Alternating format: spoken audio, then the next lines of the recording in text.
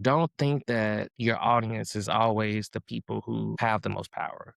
I think a lot of times you're taught to impress the boss, you're taught to impress the heads of the company. And sometimes the people you are connected with or you're supposed to connect with are the people who you can look to the left and right of you and they're right there with you. Welcome to another episode of ReflectInQuiry. Today, I'm joined with Artair Rogers. Artair is a scholar and a doctoral candidate at Harvard School of Public Health. Welcome, Artair. Tell us a little bit about what's driving the work that you're doing right now within the program.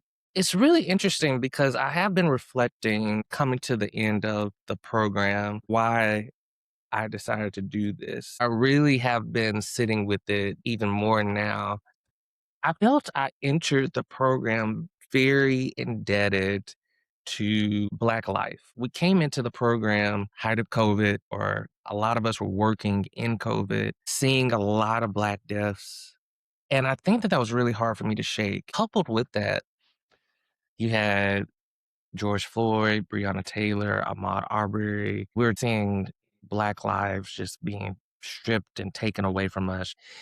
And when I applied to do the PhD, I was working in a health equity space, working with public health centers, working with public health departments, working with hospitals to really think through strategies around COVID, particularly for racialized minorities. And I don't know, there was something in me recently when I was doing this reflection where I said, oh, I don't know if I would have applied to, go after or pursue my PhD if that had not happened. And that was really weighty on me because I'm thinking took so much loss of Black life for me to even apply or to even think through what could I be doing differently because I was very comfortable professionally. Reflecting back then, I was given ideas that really translate into what my research is. And after a while, I kind of grew silent around those ideas because someone would be like, "Oh yeah, that's really interesting," but it didn't go anywhere.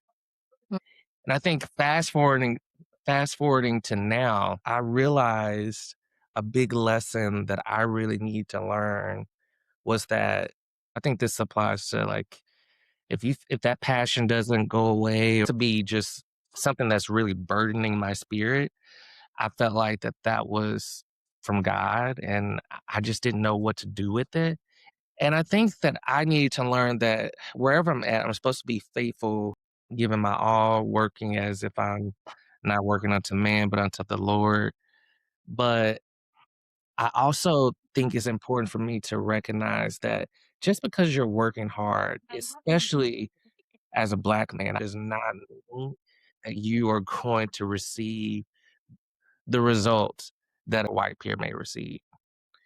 But that doesn't mean that your gifting and your idea or the passion that's in you is not real, that you're not talented, that you're not um, walking in purpose.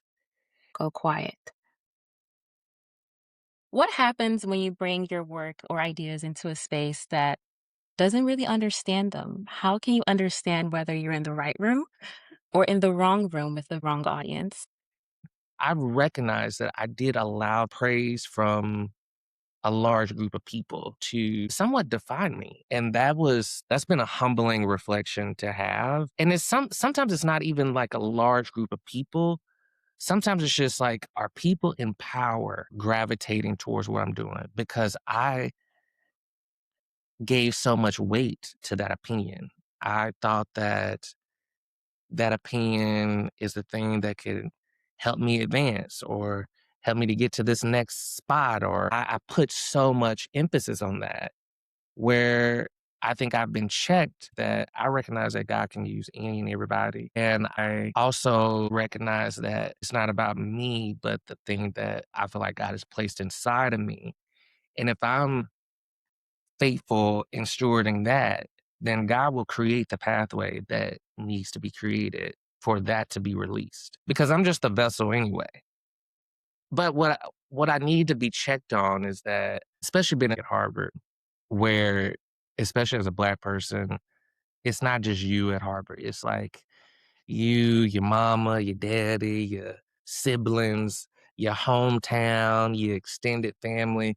I'm like, okay, God, if I'm taking on all this stress, and I totally get it metaphorically. This is a win for the community. What people don't realize too is that institutions like this, yes, there are a lot of resources, there are a lot of privileges that come along with being at an institution like this, but Black students typically are not getting the most benefits of being in an institution like this. It's people who have their third, fourth, fifth generation coming here, and they have these networks. It's not just the networks they meet here, they have a network of their parents who come from wealth, the parents' parents or the grandparents, the great grandparents. Like that network is strong.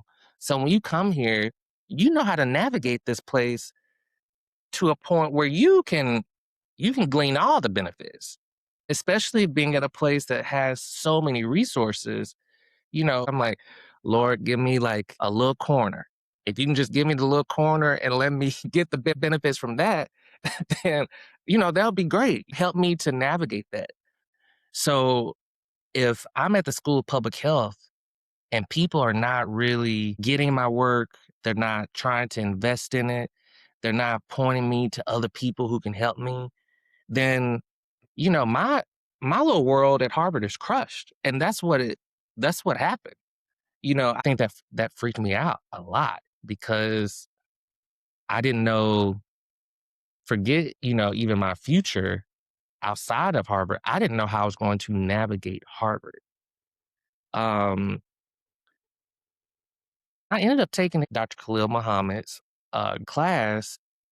I remember literally he was teaching on things that I was like, oh, that's the language that I need. This person's writing in this different field actually helps explain what I'm trying to say.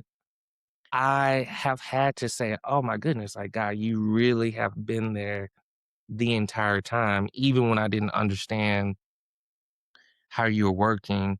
And even though I felt like being at the School of Public Health, that no one's getting me, God is slowly but surely putting the people in front of me who is the right audience. I'm thinking about the question that you asked. I think the truth is if God has continued to push that into you, um, sometimes the ideas that we were holding on to, for example, in my last job, I needed to move from that job. I reflect back now where I wasn't getting any bites or any interest or very little interest in what I was saying then.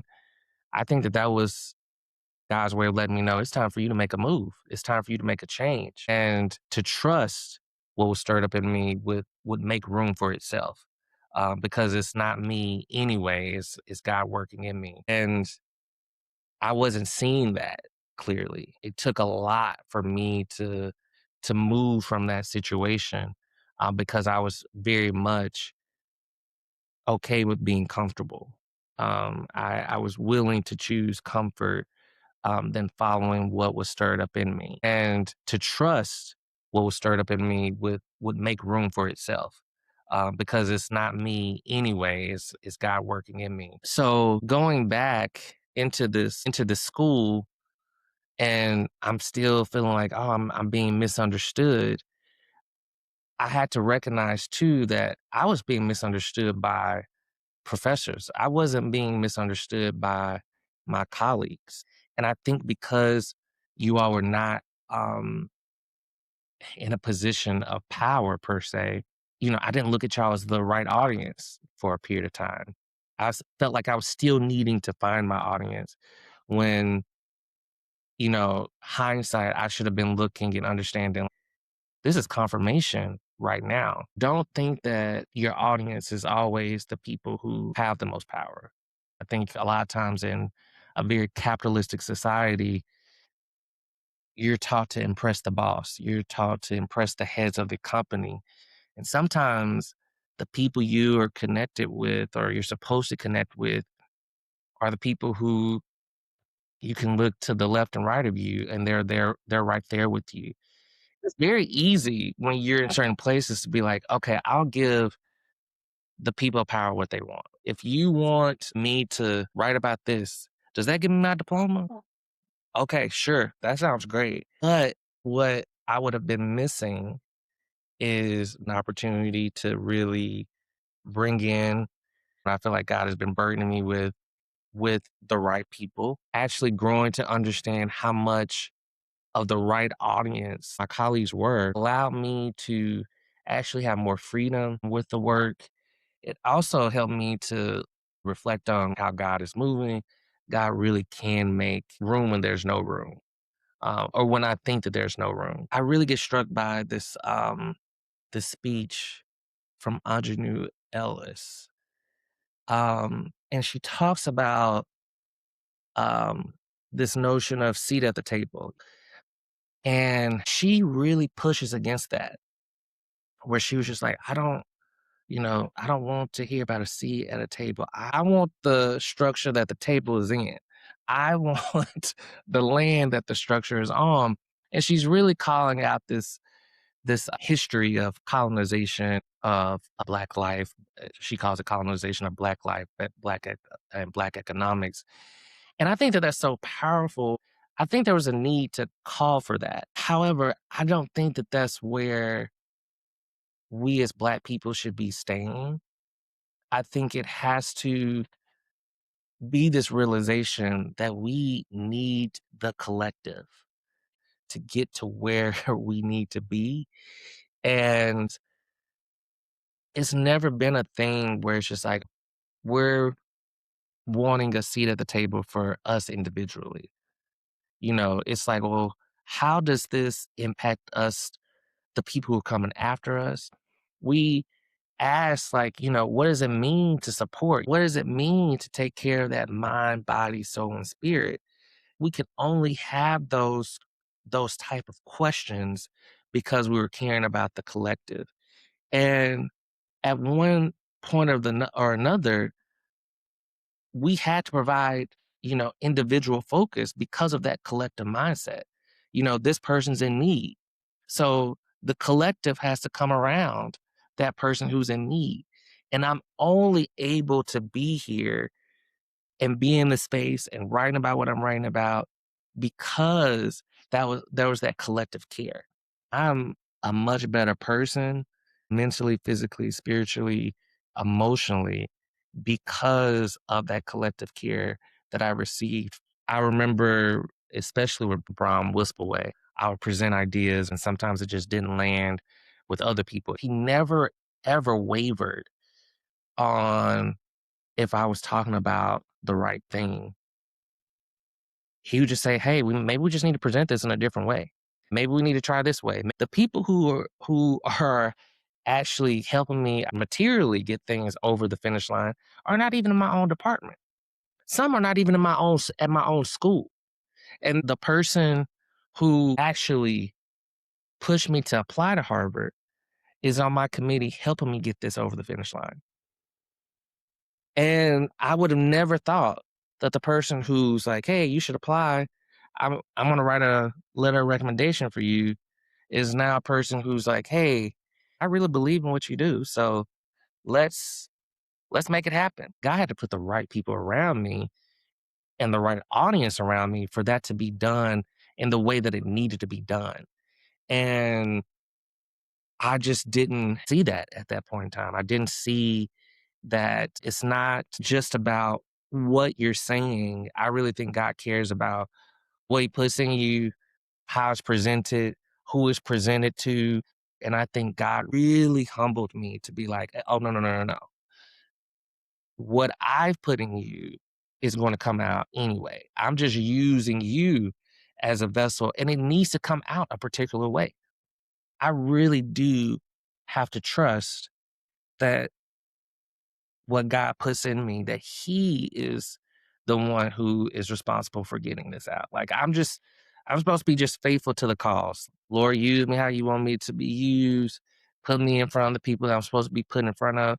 And to be honest, sometimes it's just very easy to lose sight of that because you're just thinking about life. But but what's been so fascinating about this though is once I have let go of that, I feel like God has also been addressing the needs too. And that just reminds me of like, oh, it really is about stewarding that talent, stewarding the gift well. And part of that is first understanding that you're just the steward of the gift, like you're just the vessel. And as much as you maybe want to release that idea, that gifting, whatever in you, um, I think God really thinks so many steps ahead of you and cares about what's placed in you and wants it to come out the right way. And I've stopped complaining about why is my path so, all over the place. I mean, I sometimes I can't even put a direction to it. But I'm like, "Oh, I really needed all that." And sometimes it's because you need to recognize that you're you're the vessel and that, you know, that he has it under control. And as Jasmine said, that he's brought you this far, he's not gonna leave you. And you have to have people continuously remind you of that. And I think that that's really important, especially for people of color, Black people who whose ideas sometimes just are have a higher propensity of being crushed, where the knowledge that you may be presenting looks a little different than what we see popping up in, traditional whatever, whether it's academia, maybe you're into music and you have something that's non-traditional. I believe that gifting can make room for itself. And I think it's important to walk in it. And I think sometimes it's just really understanding that the giver of the gift has thought through what it takes for this to be received. Um, whether it's, whether it's the world, whether it's your department, whether it's a field, like God understands the entry that that gifting needs to take. And I think that even goes back to how, God cares about us, like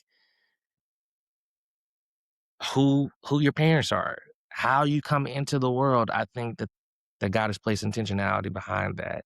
And so if God has placed that much intentionality about how I've entered the world, what time period, who my parents are, where I was born, and has been able to use all of that, then the gifts that are in me, there's intentionality in how those things are going to be released too.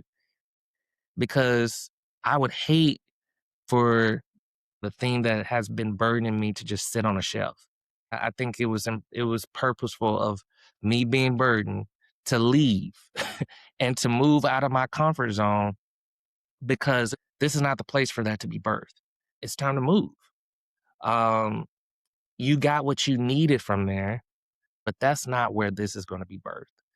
And so you need to be at the place and you got to trust that I'm going to put you around the people, put you around um, your tribe, your community to help that be birthed. Because truthfully, you know, you're not going to be able to do that by yourself. God reminds you because you need a tribe, because you need people and you need Him.